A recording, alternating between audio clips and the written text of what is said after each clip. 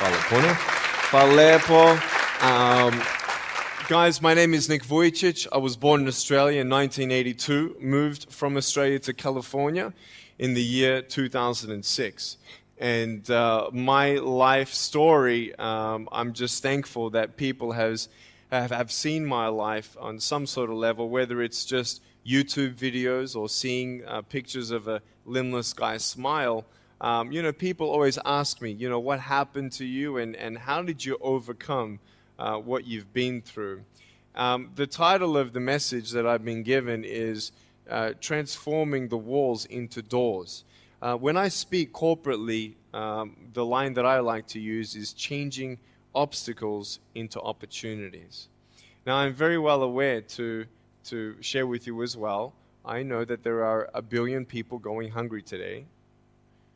I know that this year 1 million people will commit suicide. It's 1 every 40 seconds. I know today there are 120 million slaves, and I've met sex slaves, and I've seen the top of the pyramid as far as business and met the billionaires. I've met bankers, and I've also met orphans. We're all looking for something. We're all looking for hope. Hope you can't just have just because you were born with hope. No, we're born with pain. We're born and live through difficulties. And in our life, my parents always taught me that even though we don't know why I was born this way, that we have a choice. Either to be angry for what we don't have, or be thankful for what we do have. The power of that choice was the first thing that I had to overcome and decide for myself, especially in the early years of school. A lot of kids would come up to me and tease me. And I have been speaking at 5 congresses. I've met 7 presidents all around the world. My largest crowd was 110,000. I have 30,000 invitations for me to speak. So wherever I go, I talk about the value of life. I talk about anti-bullying messages for the school systems in different nations. The greatest thing is love. When we feel like we don't have enough love and we don't have enough hope, we start losing strength to live. For me, in my life as a child, I had a big wall. I was surrounded by 4 walls and a low ceiling of opportunity.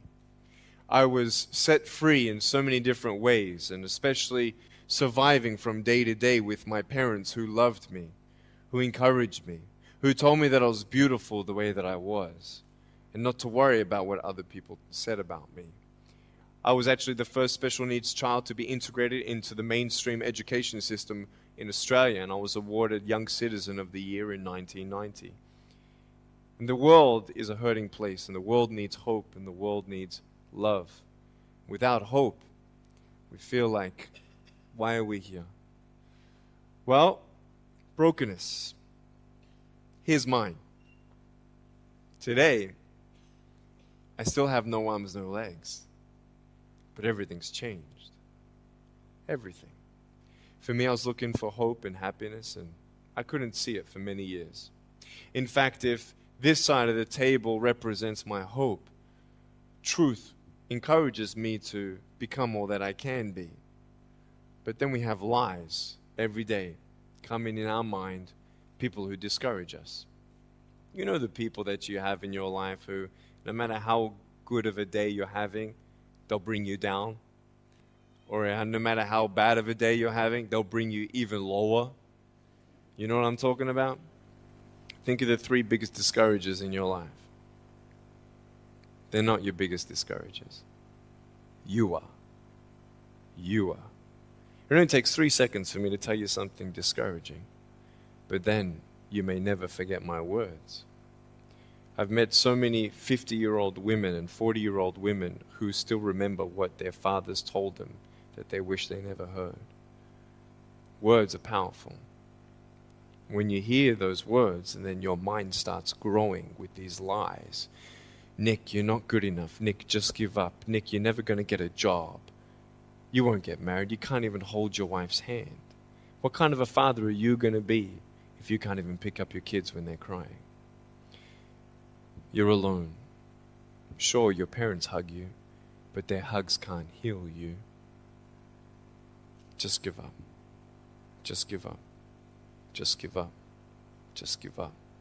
Just give up. At age 8, I thought that I should commit suicide. Why? Because I didn't have hope. I thought I didn't have hope. Today you can see that I had hope. What's the word? Believing in something you do not see. Faith. Words can only do so much. Hugs can do much more than words. But when hugs can't do anything, that's where faith kicks in. For me, words and hugs were not enough, but I had no faith. So I tried to give up. At age 10, tried to drown myself in 6 inches or 15 centimeters of water. In my home, I told my dad I just wanted to relax. But really, I wanted to end my life. I had enough. Doste mi a bio. Okay?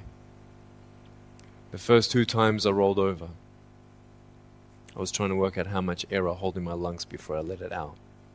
And the 3rd time, in my mind, knowing that I wanted to get out of here because of the bullying in my life, because I was going to be a burden to my parents and I had nothing to look forward to, I realized at that moment that if I actually went through with committing suicide, I would leave a greater burden for my parents than they already had. So there was one thing less hopeful or more burdensome than having a child without limbs. What is it? A child without limbs who gives up. So when I saw in my mind my mum and my dad and my brother crying at my grave if I went through with it, that one thought saved me. If my parents never told me that I was beautiful the way that I was, if my parents never told me that I was special and that I was loved, I wouldn't be here today. So I encourage every single parent who tries their best to encourage their teenagers. Especially in the West, many teenagers put a do not disturb sign on their door. I'm sure, the conversations all around the world between a parent and a teenager. How was school? Fine. What'd you learn? Nothing. Did you do your homework? No. And that's the conversation for the day. And when you try to tell your children that they're beautiful, so of course I'm beautiful. I'm your son. I'm your daughter. Of course you're going to say that. But they're right. Every single human being has value, and my value is not determined on how I look or what job I have or where I'm from, where I was born, how much money. All that stuff is nothing. So many teenagers, tease each other for how we look, and I tell the teenagers, do you think that I'm cool enough to be your friend? They're like, yeah, of course. I said, but I have no arms, no legs. And they said, doesn't matter. I said, really? So it doesn't matter that I have no arms, no legs? I said, no, it doesn't matter. I said, then actually, if it doesn't matter, then why do we kill each other with our words if it actually doesn't matter? Why do we look ourselves in the mirror and see ugly instead of valuable? I want to ask you today, what are you looking for? If I gave you $1 billion, would you be happy? If you gave me $1 billion, I'd be very happy. But then if my mum dies tonight, am I happy? No. With all the money in the world, I'll never be happy.